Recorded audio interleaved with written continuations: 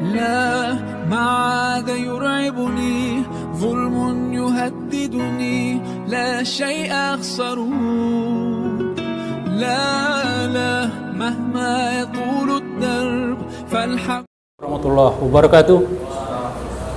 Alhamdulillahirabbil alamin wassalatu wassalamu ala asrafil anbiya'i wal mursalin wa ala alihi wa sahbihi ajmain. Asyhadu an la ilaha illallah wahdahu la syarikalah wa asyhadu anna Muhammadan abduhu wa rasuluh allazi la nabi ba'da. Saudara-saudaraku semua yang sudah hadir di ruangan ini ya, saya berbahagia berada di tengah-tengah kita karena kita ini semua muslim ya. Jadi kita ini berada di ruangan ini dalam satu ikatan, yaitu ikatan akidah dan ikatan keimanan kita. Dan lebih lagi kebahagiaan itu bertambah lagi ketika kita berada bersama ini bukan di sembarang majelis ya. Bukan ngopi di luar nggak karu-karuan atau di mana-mana ya. Kita di sini membahas tentang masalah umat ya. Menunjukkan bahwa kita adalah muslim yang peduli, bukan yang cuek terhadap kondisi keadaan kaum muslim, tidak cuma di Sidempuan, tidak cuma Sumatera Utara, tidak cuma Indonesia, tapi dimanapun. Karena dimanapun mereka berada, mereka itu sudah diikatkan dengan kita oleh Allah sebagai saudara. Allah berfirman, innamal mu'minuna ikhwah. Sesungguhnya muslim itu dengan muslim lain saudara. Jadi jangan merasa kita ini umpamanya sendirian, tidak. Jumlah kita sekarang kaum muslim itu sudah sudah mendekati 1,9 miliar jiwa di seluruh dunia. Jadi kalau jumlah itu kita lihat dari seluruh pemeluk agama, itu sudah hampir merupakan paling tinggi ya, paling tinggi daripada agama Nasrani dan semuanya ya. Dan kedepannya itu akan semakin bertambah terus ya. Tapi tentu pertambahan itu tidak kemudian membuat kita gembira ketika ternyata di beberapa tempat kondisi saudara-saudara kita itu dalam keadaan yang sangat buruk sekali ya. Salah satunya yang mungkin tidak perlu lagi saya sampaikan di sini, kita sudah paham benar karena itu sudah berlangsung selama bukan setahun, bukan 5 tahun, bukan 10 tahun. Ini sudah 76 tahun. Bayangkan ya. Saya saja belum lahir. Ini sudah terjadi ini, kebedapan Yahudi di Palestina. 76 tahun yang lalu. Yaitu mulai dari tahun 1948 ya. Sampai sekarang nggak selesai. Dan sekarang ini kondisinya ini sangat mengkhawatirkan, ya, Ya. Oke, untuk membuka mungkin saya akan apakan sedikit di sini. Pertama, ini ya, kita akan lihat apa sih yang terjadi sekarang. Ini dia peta Israel dan Palestina lah. Nggak jelas lagi namanya ini apa, Israel atau Palestina. Kalau Israel udah dihapusnya nama Palestina di sini kan, nggak ada lagi. Dia menganggap ini wilayah dia. Ya. Jadi ini wilayah ini Gaza. Ya. Jadi wilayah Palestina itu yang masih diduduki oleh Palestina itu ada 2 wilayah, Gaza dan West Bank atau tepi barat. Nih, yang ini putus-putus ini. Jadi 2 wilayah ini terputus ini. Di tengah-tengah ini udah wilayahnya Palestina, wilayahnya Israel. Dan yang yang diserang oleh Israel itu adalah wilayah Gaza ini, wilayah Gaza. Ya. Kita lihat ya, Gaza ini bagaimana? Sebelah baratnya laut, sebelah utaranya itu 2 wilayah dari Israel, sebelah timurnya Israel, sebelah selatannya ada sebuah kota yang paling selatan bernama Rafah. Ini. Dan ini kota ini atau wilayah ini, daerah ini berbatasan dengan Mesir. Ya. Sehingga kemudian ketika Israel habis-habisan membombardir Gaza dan sekitarnya, sehingga perumahan penduduk, bukan saja soal rumahnya, mungkin masih banyak rumah yang bisa ditinggali di sini, tapi infrastrukturnya sudah tidak ada lagi. air bersih tidak ada, listrik tidak ada. Bayangkan itu ya. Kita hidup di Sidimpuan ini 3 hari aja mati PAM itu udah bingung kita. Ini mereka itu satu wilayah besar, berjuta orangnya itu nggak ada air, nggak ada ini. Sehingga mereka kemudian dengan putus asa, mereka mengungsilah mereka ke ini, Rafah ini. Harapannya apa? Harapannya akan ditolong oleh Mesir, karena Mesir ini negara Muslim. Sini ada gerbang ini. Jadi kalau kita ada bantuan-bantuan kemanusiaan dari kita, itu nggak bisa masuk langsung ke Gaza itu. Masuknya ke Mesir. Sini ada pintu ini. Kalau Mesir menutup pintu itu, maka logistik yang datang dari mana itu tertumpuk di Mesir. Dan itu menurut yang pernah saya baca, itu udah kilometeran katanya. Di sini truk-truk pembawa bantuan itu yang tidak bisa masuk ke sana. Karena tidak dibolehkan oleh Mesir. Bayangkan itu ya. Mengerikan ya. Padahal di sini saudara-saudaranya udah ya. Dan kemudian saat ini Israel sudah melancarkan serangannya ke sini ya. Sudah melancar. Tadi itu gambar yang tadi itu dia itu ya. Ini di Rafah. Nah, bayangkanlah model bom yang dengan model begitu itu ya. Itu bukan manusia aja ya, mungkin lalat apapun semua mati di itu. Itu mengerikan ya. Jadi ini kita melihat di sini bahwa yang dilakukan oleh Israel itu jelas dia ini adalah genosida istilahnya, yaitu pemusnahan. Jadi bukan lagi dia itu hendak memerangi, umpamanya kita tahu kemarin itu mereka berperang dengan Brigade Mujahidin Al-Qassam ya. Ternyata bukan itu lagi, mereka hendak menghabiskan seluruh rakyat Palestina itu dengan memerangi di sini ya. Bayangkanlah putus asanya ini saudara-saudara kita di sini yang menumpuk itu. Mau kemana lagi mereka? Ke sana laut, ke sana Israel, ke sini Mesir yang menutup pintu. Nah, ini jutaan ini orang di sini.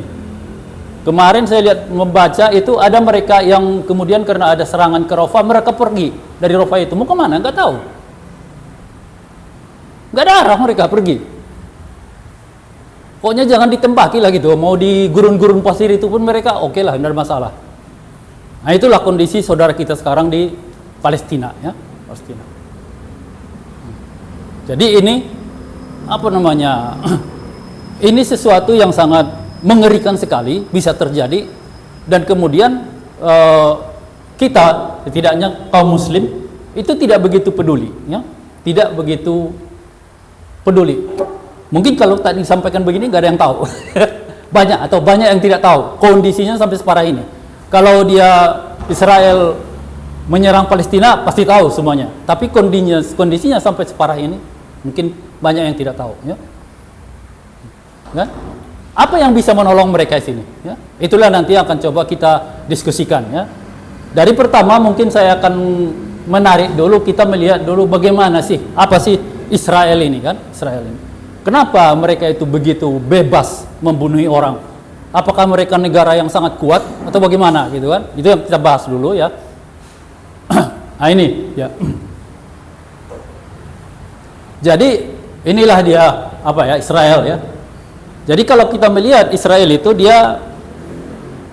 ini wilayahnya sebenarnya dia dikelilingi oleh negara-negara muslim, negeri-negeri muslim. Sininya Mesir, sininya Jordan, sininya Syria, sininya Lebanon ya. Tapi kenapa kemudian dia bebas membunuh kaum muslim di sini padahal ini saudara-saudara muslimnya ada di sini? Sekuat apa di negara Israel itu sehingga ini tidak bisa membantu atau tidak mau membantu atau bagaimana? Bagaimana ya? Nah, kita lihat fakta ya. Jumlah penduduk Israel itu sampai saat ini kira-kira 9,5 juta jiwa ya. Bayangkan dengan jumlah penduduk kita, berapa penduduk kita? 280 juta jiwa. Sepertiga. Ya. Enggak nyampe sepertiga ya. Sepertiga puluh. Sepertiga puluh pun, bukan sepertiga puluh jumlah penduduk dari Indonesia. Ini dia dari sisi penduduknya. Kemudian dia militer. militernya itu ada 170.000 orang. Ini besar 170.000? Kira-kira? Sedikit? Suatu negara dengan militer 170 besar atau enggak? Sedikit ya, sedikit. Nanti kita lihat ya.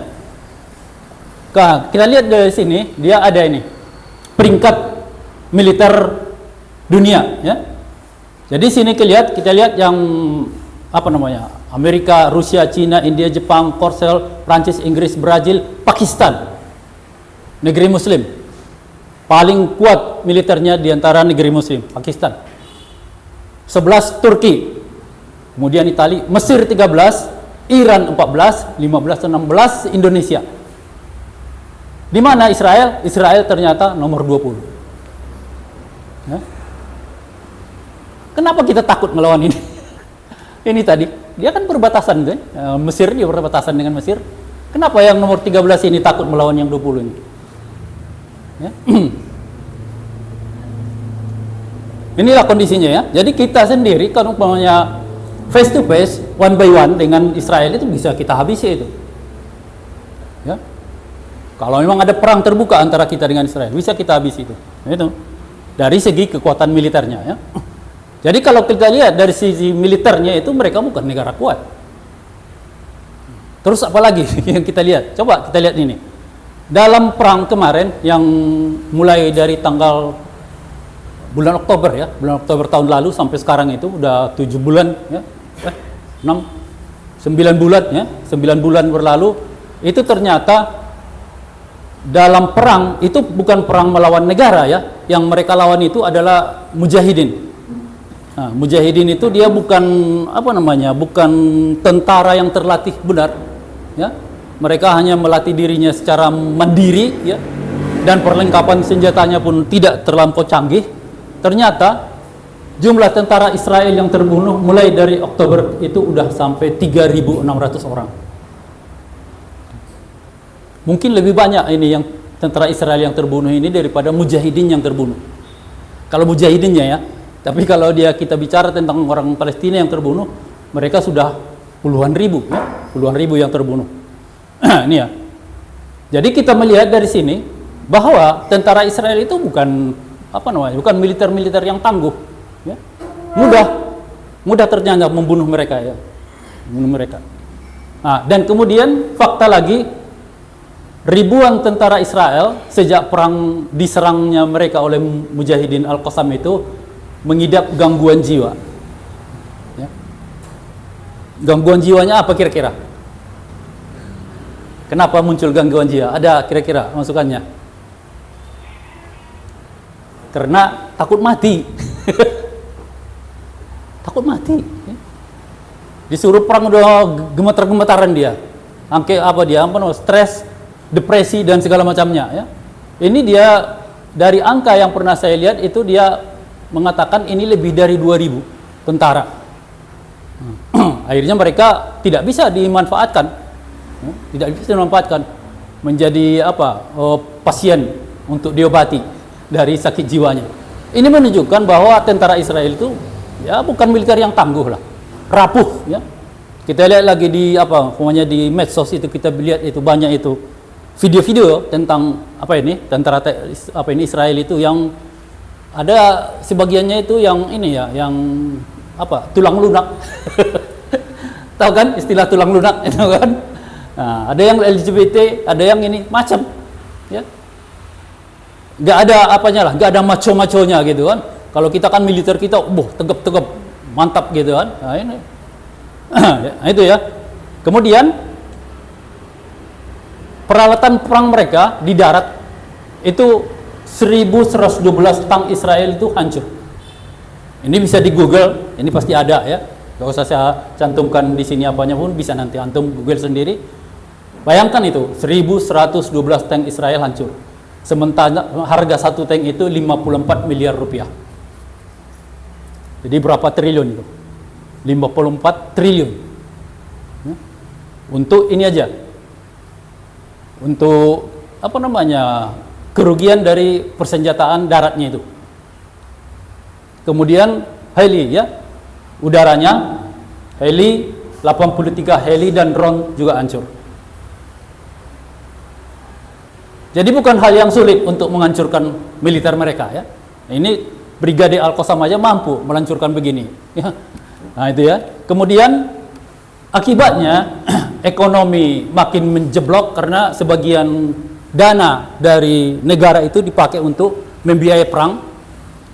Dan krisis tenaga kerja ini ada yang disampaikan ini, krisis tenaga kerja ini kenapa ada?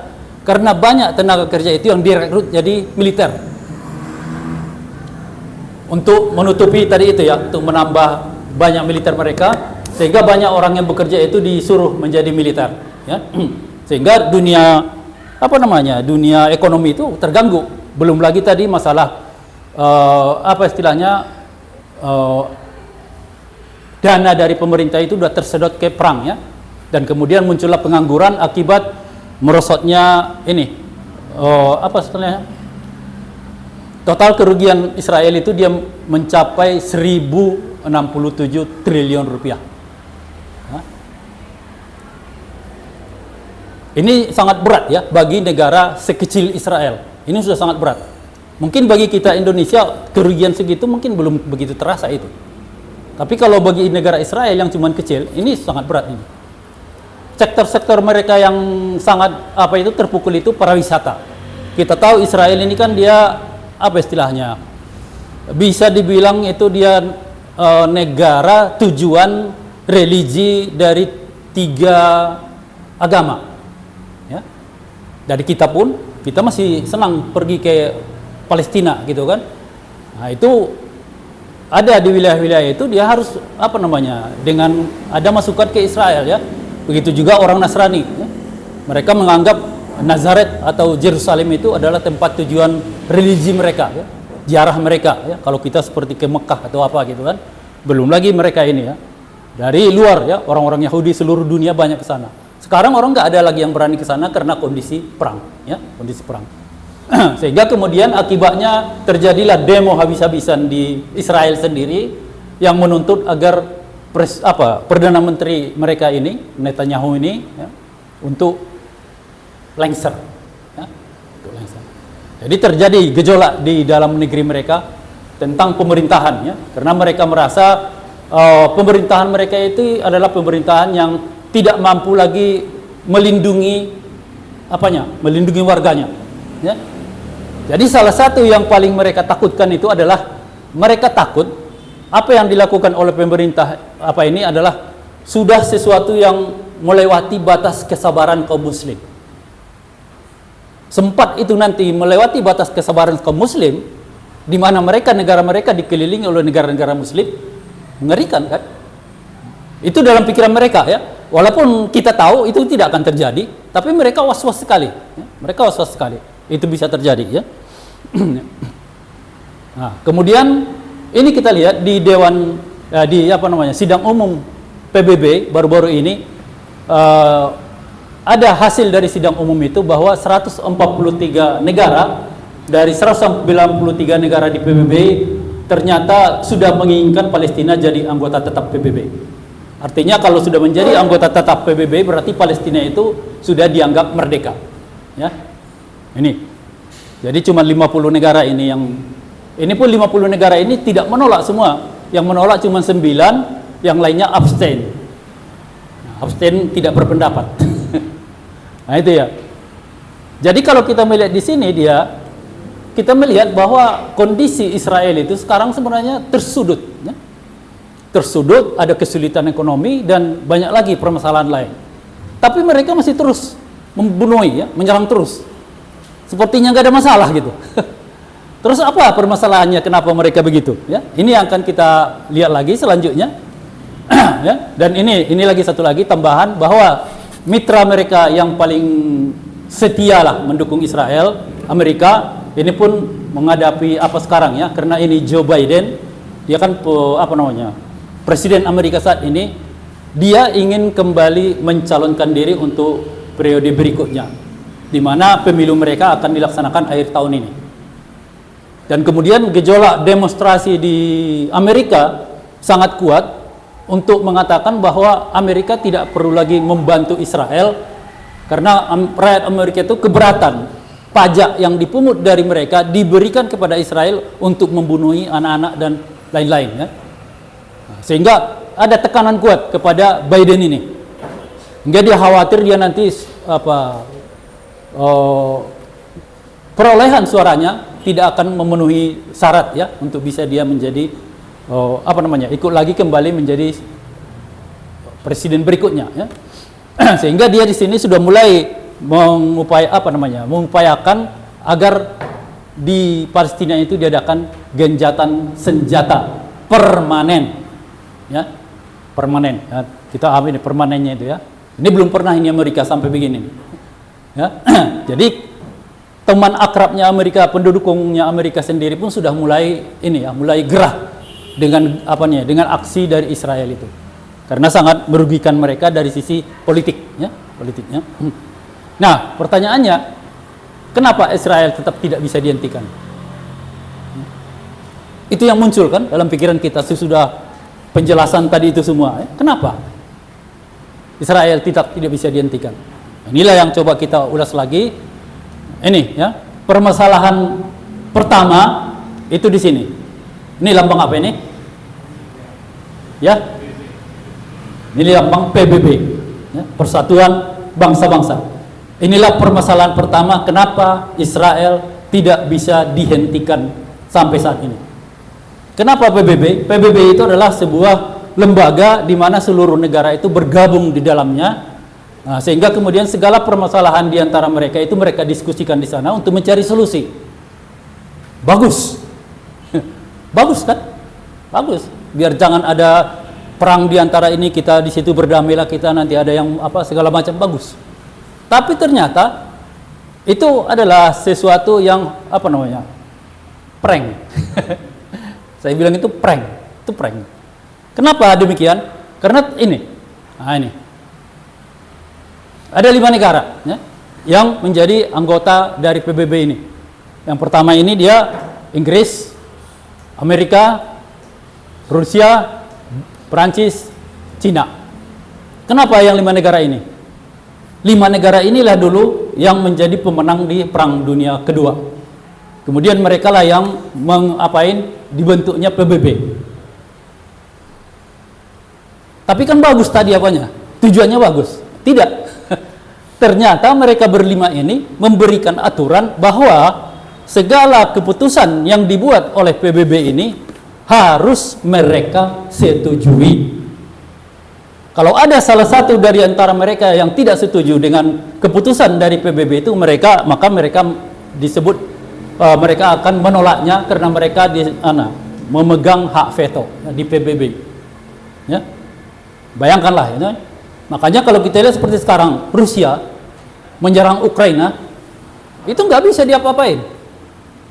Sama dengan Israel menyerang Palestina juga, sebenarnya sama itu. Kenapa? Karena Rusia itu dia sendiri punya hak veto kan. Nah, siapa yang mau larang dia? Nggak bisa. Ada dari PBB melarang dia, itu nggak berlaku itu. Jadi kelihatan di sini bahwa PBB ini adalah mainan dari 5 negara ini menjebak seluruh negara-negara lain agar ikut kemauan mereka. Jadi ini sebenarnya, jangan antum salah pikir tentang PBB ini, ya. Banyak di antara kita itu merasa ini sesuatu yang sangat bagus sekali. Enggak. Nah, inilah kondisi PBB itu, ya. Jadi kalau kita lihat bagaimana nasib kaum muslim, ada enggak negara muslim di sini? Enggak ada. Ini musuh-musuh Islam semua ini. Jadi bagaimana mungkin akan ada keluar ketentuan-ketentuan dari PBB itu yang menguntungkan kaum muslim? Ya, kalau seluruh ketentuan itu harus ketentuan yang disukai atau disenangi oleh mereka yang musuh-musuh Islam ini, tak mungkin. Inilah persoalan pertama, ya, persoalan pertama, ya. Dan kemudian ketika umpamanya seluruh negara-negara Muslim tadi, seperti tadi berapa itu yang kekuatan militernya lebih tinggi dari Israel tadi masuk ke sini, maka kemudian setiap negara yang sudah masuk ke sini, dia itu diikat dengan ketentuan dia tidak boleh menggerakkan militernya ke negara lain. Kalau dia menggerakkan militernya ke negara lain, maka itu dianggap sebagai invasi dan nanti PBB akan membentuk pasukan keamanan internasional mengusir pasukan tadi. Jadi bagaimana kita, umpamanya kita Presiden Jokowi gitu kan? Oke, kita bawa militer kita ke sana Israel. Nggak bisa. Yang kita lawan nanti pasukan keamanan dari PBB. Harus ada restu dari PBB. Baru boleh kita menyerang kemanapun. Kalau nggak bisa. Kecuali permasalahan dalam negeri. Umpamanya kita ada ada kelompok bersenjata di Papua. Kita kerahkan militer kita ke sana. Itu mereka nggak ikut campur karena persoalan dalam negeri. Tapi begitu keluar pasukan kita dari batas wilayah negara, PBB akan ikut campur. Ngapain? Mau kemana? Mana izinnya? Nggak bisa.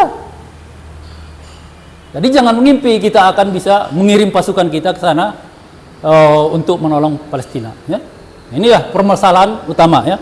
Jadi umat Islam sudah terjerat di sini dengan masuknya mereka ke dalam ini ya, ke dalam PBB ini. Ya. Kemudian ini ada yang disebut AIPAC ya, AIPAC ya. AIPAC itu dia adalah lobby dari Israel ke Amerika. Tujuannya apa? Tujuannya agar yang mereka lobby itu siapa? Yang mereka lobby itu adalah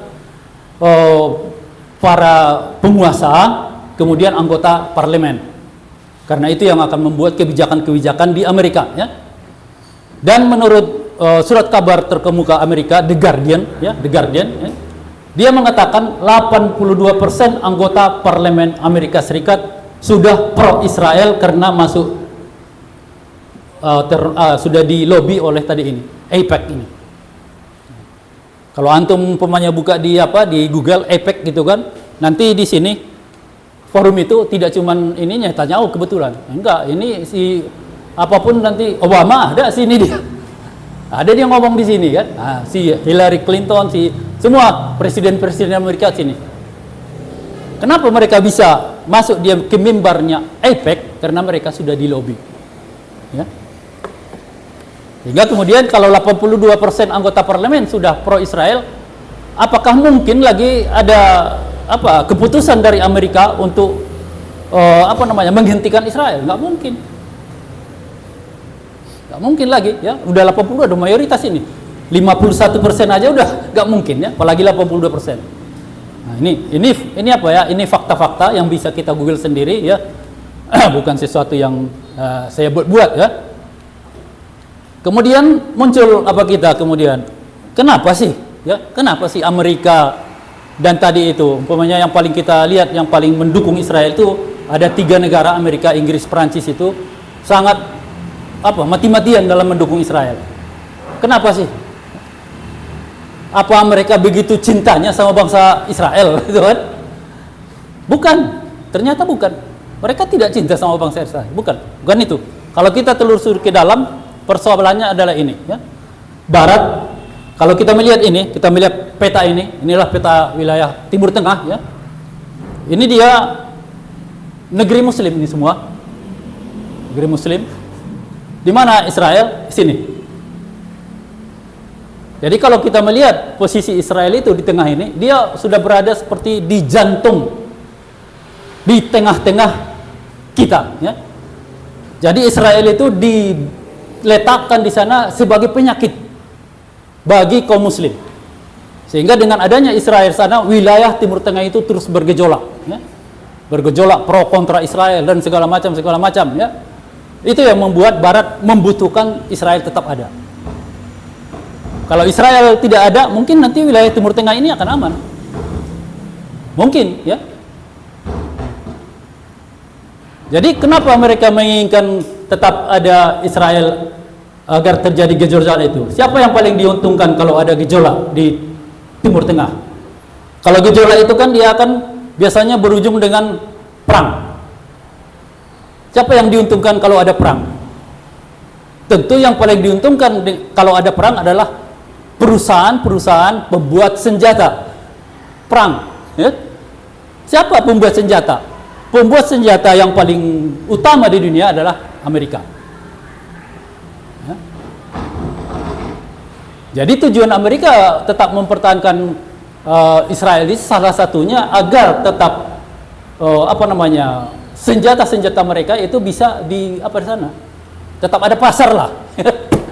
Kalau pasar tidak ada, ya gimana kita mau produk apa kita kan? Gimana kita mau kemana kita lempar itu? Ya, itu tujuan mereka. Jadi di sini kita melihat bahwa Amerika Serikat itu tak peduli dengan orang Israel ya. Kalau gejolak di sini kan orang Israel itu kan bahaya juga itu. Seperti kemarin waktu diserang oleh Brigadi Al-Qassam itu. Itu nggak mungkin Amerika nggak tahu itu. Bahwa Brigadi Al-Qassam itu bisa menyerang, nggak mungkin. Nggak peduli mereka mati orang Israel, nggak peduli. Yang peduli mereka senjata mereka masuk ke sini ya. Senjata mereka ini ya, tara negara-negara ini nanti akan dibeli ya. Nah itu yang pertama ya. Kemudian yang keduanya ini, kita tahu dalam sejarah di Eropa itu bangsa Yahudi itu bangsa yang tidak disukai. Banyak banyak kisah di mana mereka diusir dari wilayah-wilayah Eropa. Ya, banyak kisah itu. Jadi dengan diberikannya oleh Inggris ini wilayah Israel ini untuk mereka huni, itu agar mereka berkumpul di sini meninggalkan Eropa. Karena kita tahu dia di seluruh dunia lah sudah sangat terkenal dengan tipikalnya orang Israel, licik, ya? Licik, tidak bisa dikawani istilahnya itu kan, tidak bisa dijadikan kawan. Pengkhianat dan segala macam. Nah, itu terjadi juga di Eropa itu. Mereka nggak suka dengan orang begitu. Makanya dikasihkan tempat. Kesanalah kalian. Jadi agar orang Israel ini tetap di sana, orang Yahudi ini tetap di sana, maka itu harus ada terus Israel itu. Kalau Israel itu nanti umpamanya tidak ada, orang Yahudinya akan keluar lagi dari sini. Kemana mereka pergi? Sekelilingnya negara Muslim. Mereka akan pergi nanti ke Eropa. Prancis, ini, kembali ke mereka. Itu mereka nggak suka. Sehingga mereka mempertahankan agar Israel ini ada, biar jangan datang ke tempat mereka lagi. Nah itu ya, itu apanya ya. Jadi ini ada dua permasalahan, dua penyebab kenapa kemudian Barat itu mendukung mati-matian eksistensi Israel. Ya, ini. Mungkin ada lagi yang lain, tapi ini yang paling kalau menurut saya yang paling utama ya. Ya. Nah, kita masuk ke penyebab lain.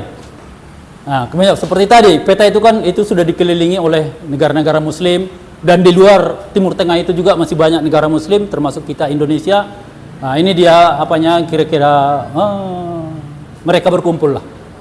Para penguasa di negeri-negeri Muslim itu yang ada sekarang itu 57 negara. Bayangkan itu, 57 negara. Negeri Muslim ya, bukan negara Muslim. Negeri. Kalau negeri itu berarti dia penduduknya kebanyakan Muslim, mayoritas Muslim. Kalau negara Muslim disebut negara itu harus menerapkan Islam sebagai peraturannya, undang-undangnya. Baru itu disebut negara Islam. Tapi kalau negeri Muslim, negara biasa, tapi dia mayoritas penduduknya Muslim, termasuk Indonesia ya. Ini persoalan kedua ya. Para penguasa Muslim tidak punya keinginan untuk membebaskan Palestina. Nah, mungkin mereka sudah mentok bagaimana lagi gitu kan, seperti yang kita bahas tadi.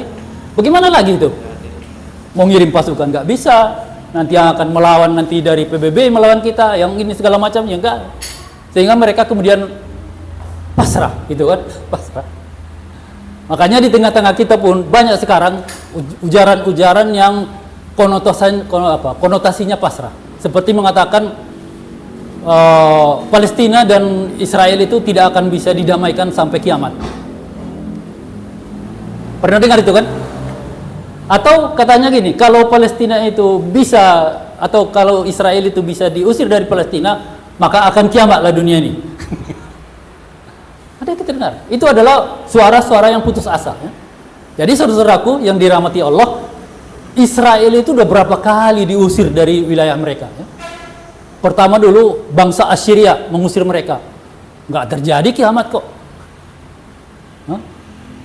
Bangsa Romawi mengusir mereka dari situ, habis, nggak terjadi kiamat.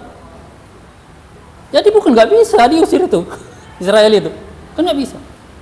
Ya. Jangan kita kemudian mencari-cari alasan-alasan yang tidak ini ya. Itu ya. Dan apanya itu? Ini. Mereka justru setelah putus asa tadi, tidak tahu lagi mau ngapain, akhirnya mereka mengambil aman dengan menjadikan pendukung-pendukung Israel itu sebagai sahabat.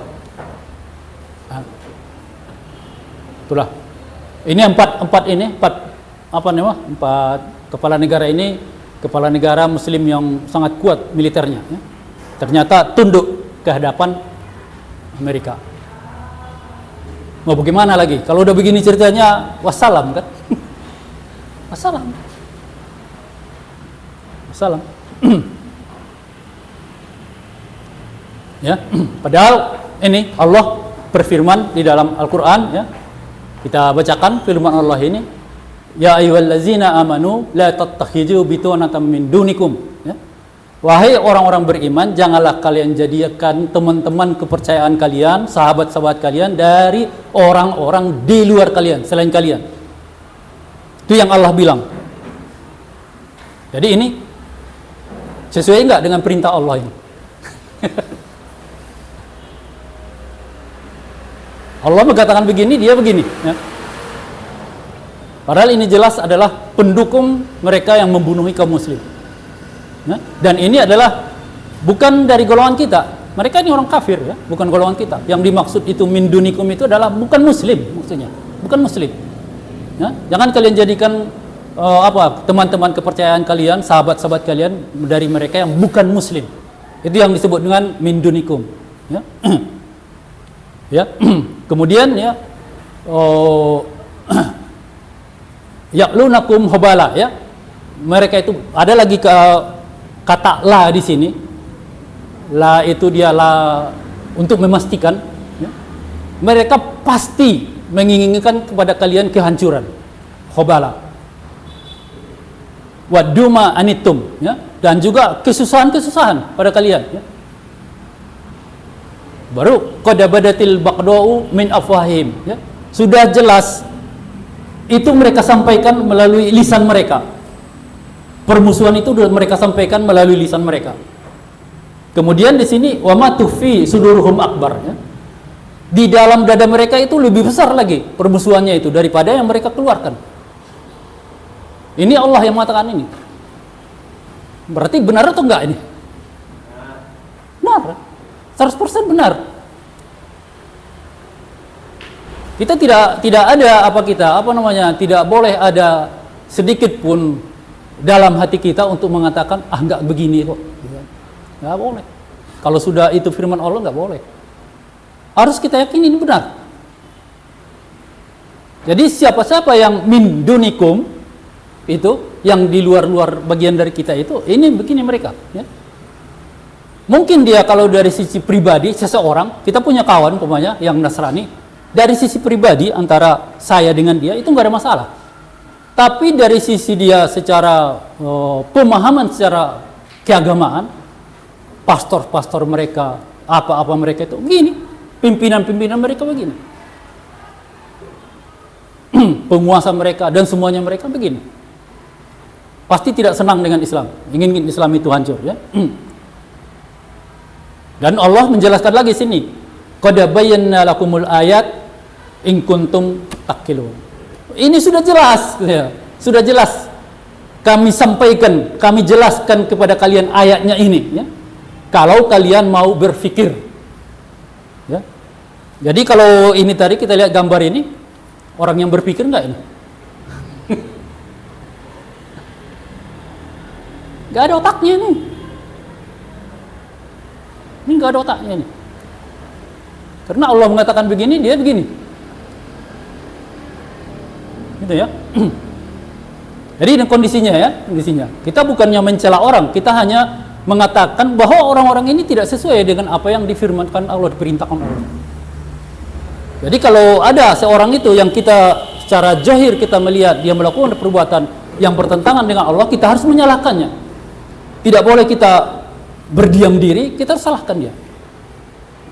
Kalau bisa kita kasih tahu dia biar dia sadar bahwa dia sudah melakukan satu kesalahan ya. Ini ya. Jadi bagaimana? Apalagi yang kita lakukan? Udah begini kondisinya, kayaknya memang benarlah itu. Nggak bisa diapakan ini, nggak bisa diselesaikan. Kiamatlah dunia nanti baru selesai. Tidak, ya. Kita, saudara-saudaraku yang dirahmati Allah, kita ini muslim. Ya. Apa itu muslim? Muslim itu adalah orang-orang yang paling beruntung di dunia. Apa keberuntungan kita di dunia? Keberuntungan kita di dunia, kita sudah diberi pedoman terhadap mengatasi segala permasalahan. Jadi nggak perlu lagi kita susah payah memikirkan begini gini-gini. Ada. Ini disampaikan oleh Rasulullah dalam sabda terakhirnya sabdanya dalam sabda dia terakhirlah dia di Haji Wada, ya. Sampaikan itu, taraktu fikum amrain, ya. Aku meninggalkan kepada kalian dua hal. La tadillu ma mastanaktum bihima, ya. Kalian itu tidak akan sesat kalau kalian tetap berpegang pada keduanya, yaitu kitaballahi wa sunnati. Itu dia kitab Allah, yaitu Al-Quran dan sunnahku. Berarti di situ apapun permasalahan kita ada di situ jawabannya. Al-Quran dan As-Sunnah. Sunnah itu apa sebenarnya?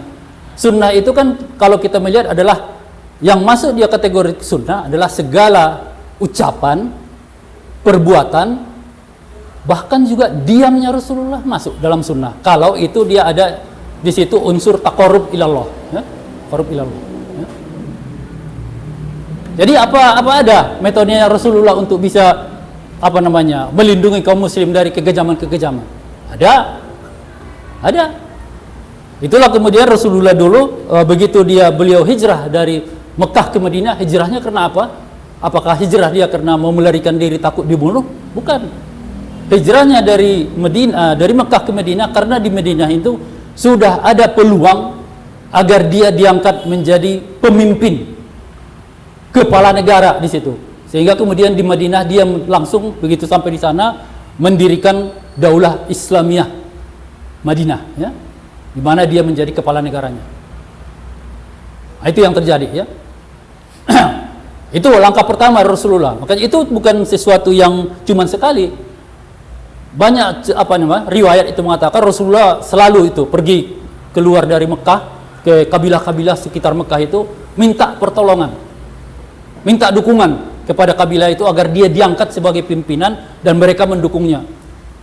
Tapi nggak dapat. Ternyata dapatnya di Madinah.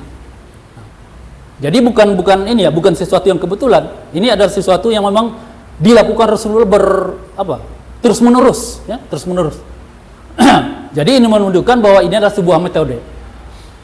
Ketika kemudian Rasulullah dia menegakkan Daulah Islamiyah itu, kemudian berubahlah kondisi kaum muslim. Dari awalnya itu dalam keadaan ketakutan menjadi aman.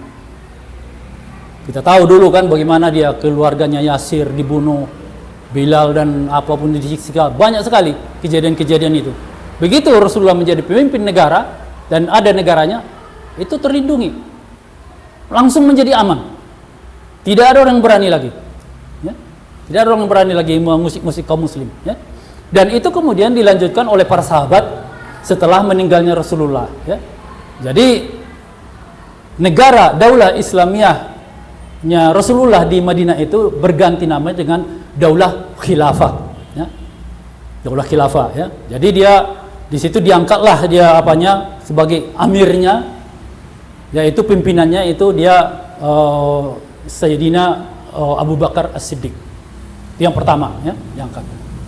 Dibelilah dia gelaran khalifah. Khalifah itu artinya pengganti. Penggantinya kepemimpinan Rasulullah, tapi bukan sebagai nabi. Dia hanya mengganti dalam kepengurusan mengurus kaum muslim sebagai pemimpin negara, ya. Itulah kemudian berlanjut terus sampai kemudian muncul dia ada yang kita kenal dengan kekhilafahan Umayyah, Abbasiyah dan Utsmaniyah. Dan itu waktunya lama sekali. Rentangnya itu 1300 tahunan, 1300 tahunan. Dan di rentang 1300 tahunan itu tidak pernah bisa dibilang tidak ada, ya. Tidak ada kejadian kaum muslim itu bisa dianiaya separah seperti di Palestina ini. Tidak ada, ya. Bahkan ada kejadian cuman seorang muslimah itu yang diganggu, itu apa namanya, pasukan dari kaum muslim itu dia langsung berangkat ke sana, digerakkan oleh khalifah, habisi mereka itu yang mengganggu muslimah ini. Apa yang membuat begitu apanya ditakutinya? Karena kaum muslim itu bersatu, kekuatannya sangat luar biasa waktu itu. Tidak ada yang berani. Bahkan Inggris, Perancis itu ngeper itu sama ini. Di masa itu kan dia Amerika itu belum bisa dibilang belum ada, ya. Belum ada, itu belakangan. Baru tahun 1900-an Amerika itu bisa bangkitnya. Jadi di masa itu yang paling kuat Inggris, Perancis. Jadi ada suatu kisah, ada seorang seniman hendak membuat sandiwara yang di situ apa namanya, sandiwaranya tentang Nabi Muhammad. Jadi begitu kedengar sama khalifah langsung mengatakan, hentikan, kalau enggak aku tunjuk tadi untuk jihad ke tempatmu. Berhenti. Apa karena dia itu khalifah itu mereka berhenti? Tidak. Mereka berhentinya karena mereka tahu kekuatan dari kaum muslim yang bersatu itu yang enggak bisa dilawan. Enggak bisa dilawan, ya. Seperti ini. Dan kemudian sampai kemudian yang terakhir itu dia ini wilayah Khilafah Utsmani. Inilah wilayah kaum muslim dulu yang satu. Ini satu ini, yang warna hijau ini. Oh, Indonesia kok ikut kapan itu? Ya, kapan itu? Kapan Indonesia ikut menyatu dalam apa? Khilafah Utsmani ini kapan? Ya. Mungkin orang-orang tidak tahu ini. Tapi kalau kita melihat dari sisi ininya, dari sisi perbendaharaan sejarahnya di apa namanya, di makam-makam raja-raja sultan-sultan di sini Sumatera ini, apa namanya, di Indonesia ini, mereka di situ menyatakan bahwa mereka itu adalah tunduk kepada Khilafah Utsmaniyah ini. Hanya saja mereka tetap kerajaan, ya, tetap kerajaan mereka, otonom lah istilahnya kan, otonom mereka istilahnya. Tapi secara apa, tunduk, ya. Makanya dulu ketika Portugis menyerang di sini, Khilafah Utsmani itu mengirimkan pasukan untuk membantu ke sini. Jadi Nusantara ini bagian dari kaum muslim dulu. Makanya cepatnya menyebarnya Islam di Nusantara ini karena bantuan dari pemerintahan Islam Khilafah Utsmani di Turki tadi itu, yang berpusat di Turki. Nah, coba lihat ini, umpamanya gambar ini, ya. Inilah kalau umpamanya umat Islam bersatu kembali, ini dia yang mereka kuasai. Sementara Israel tadi di sini, cuil sini. Kalau menurut saya, jangankan diserang, kita mengatakan kita bersatu kembali aja, mereka udah lari dari situ. Udah mereka tinggalkan itu negara mereka itu. Nggak perlu kita serang, udah lari ini. Kita pengejutnya tadi kan, nggak berani perang, gila mereka memikirkan perang itu. Nggak susah. Jadi sebenarnya nggak susah, ya. Ini adalah sesuatu yang dicontohkan oleh Rasulullah, dan Rasulullah itu Allah mengatakan bahwa beliau itu adalah uswatun hasanah, teladan. Tempat kita mencontoh yang paling baik adalah Rasulullah. Jadi kalau ingin membebaskan membebaskan Palestina, lakukanlah apa yang dilakukan Rasulullah. Kalau tidak, seperti sekarang lah, putus asa kita, nggak tahu kita mau ngapain, ya. Sementara kita berdosa itu. Kita lihat di video-video itu kan, mereka itu mengadahkan tangan ke atas itu karena putus asa itu. Di mana kalian kaum muslimin? Di mana kalian kaum muslimin? Apa enggak kita diminta pertanggungjawaban kita nanti itu? Kalian di mana waktu itu? Kan diminta itu karena mereka orang yang dijolimi. Bahkan bisa saja nanti karena mereka dijolimi akibat ketidakpedulian kita, bisa saja nanti pahala-pahala kita itu berpindah ke mereka. Kan itu kan dari sisi model apa namanya, model pahala dalam Islam. Kalau ada orang yang kita jolimi, bisa pahala kita mengalir ke dia. Ada orang yang kita aniaya, bisa pahala kita mengalir ke dia. Jadi kejoliman kita itu bukan kita memukuli mereka, bukan. Tapi kejoliman kita membiarkan mereka dibunuh oleh kekuatan yang sangat kecil tadi, ya, sangat kecil tadi. Nah, ini mungkin